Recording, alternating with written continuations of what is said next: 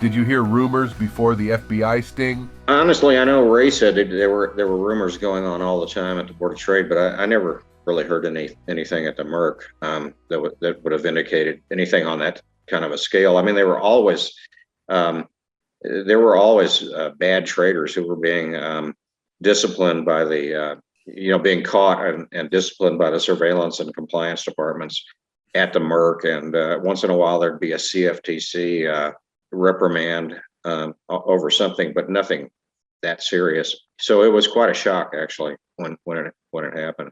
I first heard about it from Bill Crawford, who was covering the exchanges for the Tribune then, and he's an old police reporter and courts reporter, and he must have got his sources must have been somewhere in the federal courts.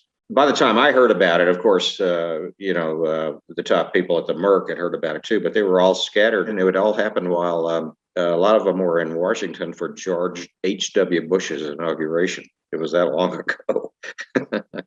And so it was kind of a mad scramble to, what are we going to say? What are we going to do? The first thing we said was we're going to cooperate. You don't say you're not going to cooperate, that's for sure. As the story progressed, and went from top of the Tribune and SunTimes and Wall Street Journal to the bottom of the front page, and then onto the business pages, and then onto the back of the business pages. We did a lot of things, like we appointed another blue ribbon panel, which was the way to go, really. I mean, these things sound trite, but it was a really it was a real blue ribbon panel. It had Merton Miller on it. It had Senator Thomas Eagleton on it, and he later became I don't think he was a governor at the Merck yet, but he became a governor of the Merck at the time, and they came out with a lot of recommendations. And John Gelderman, who was chairman at the time, was a real voice of moderation in all this, because there were a lot of people who just wanted to stonewall it. There were some, and others who were dead set against any kind of electronics on the floor, certainly increasing surveillance and all that.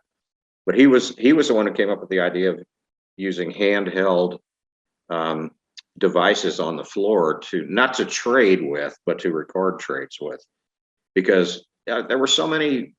With the old open outcry system, with the cards and the hand signals and all that, there were so many opportunities for misunderstandings or outright connivance going on. So, but this would create an electronic audit trail, which heretofore didn't exist at any of the futures exchanges, and it eventually came into being. What was the attitude of the CME towards the CBOT, and what were their goals? Probably at both exchanges, most of the members probably didn't care about the other exchange, or unless they did business there. They only cared about making their own nut at the exchange they traded at.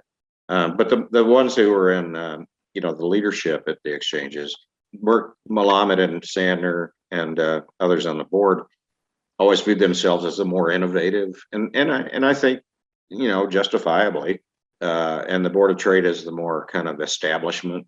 Although it's hard to look at some of those guys at the Board of Trade as being really establishment. The Merck had its share of scandals growing up.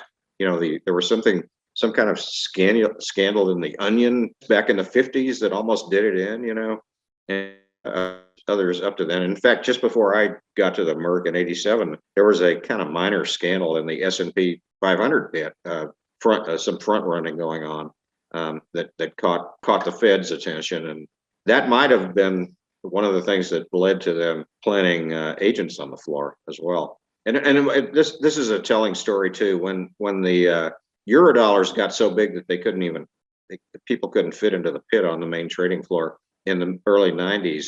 The Merck decided to open the second trading floor, which was above the first one, a little smaller, but still a big space.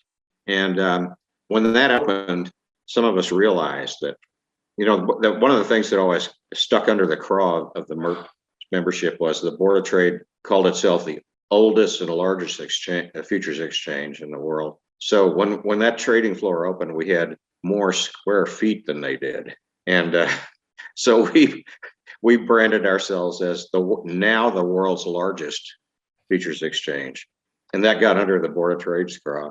So much so that not long after that, they announced the building of what they at the time called the Arboretum, so they could reclaim. It wasn't just so they could reclaim that title, but those are the kind of little things that made life interesting. Did Leo Melamed always have a healthy-sized ego? As long as I've known him, he's definitely had a big ego, but he accomplished a lot during his tenure there. But a lot of people who get to that level of success develop big egos. Kind of comes along with it. He wasn't the only one. There were a lot of people that had big egos at both exchanges. And you find it in corporate America, you find it in politics, everything. So it was interesting too, because there was Leo, who was the father of financial futures, and then there was Richard Doc Sandor, who was the founder of financial futures. And Sandor sounded like Sandner sometimes. So there was a lot of confusion sometimes in the press over who was the founder and the father, and who was Sander and Sandner. So, I mean, I enjoyed working with Leo, and I enjoyed working with Jack, both, and Bill Brodsky as well. They were all good people to work with, but man, you didn't want to get caught between them when they were having difficulties of their own getting along. Were there any celebrity or politician visits to the exchange that were notable? Right after the first Persian Gulf War ended, there was a real effort by the leadership at the Merc to get George W. Bush to come, like a top secret hush-hush mission, because they didn't want the Board of Trade to find out. Of course, the Board of Trade would find out. I mean, you can't keep those kinds of things secret. And so he ended up going to both exchanges, but he went to the Merc first, so that everybody was happy about that. There were more minor celebrities. There were always politicians coming through, to meet with the members of the Political Action Committee, and it had a different name, but it wasn't PAC. When I was at the New York Stock Exchange after that, they had a lot of celebrities that come ring the bell. They even had Donald Trump at one point when he was launching some new thing that failed. And but I don't remember. It was more on the big guests at the Merc were more on the political governance side. Mikhail Gorbachev, that was another big one. One of the things when a big wig came to visit the Merc, we would get a trading jacket made for him, which they could wear for a photo op. When George Bush came, we got one, and he didn't want to wear it. So when Mikhail Gorbachev came, I can't totally take credit for this, but I definitely think I suggested it. Somebody else took credit for it. Perestroika futures, and he wore that jacket on the trading floor, and it was great. It made the evening news. Overall, what were the highlights of your time at the CME? The opportunity to be involved in a lot of major stories like the market crash and the FBI sting and the development of electronic trading. Those are the three highlights. But I think it was a real great opportunity for me, a learning experience, and I applied a lot of the lessons I learned there during the rest of my career. I spent the last 15 years of my career in agency PR, mostly at Intermarket, consulting with financial companies. But I learned so much from those 8 years at the Merc that I really appreciated the opportunity to be there. Did you ever get the newspaper ink out of your veins? Not really. No, you can't do that. Newspaper ink and wire service writing style and deadline every minute. Those were great. They also helped me, succeed at the Merc too.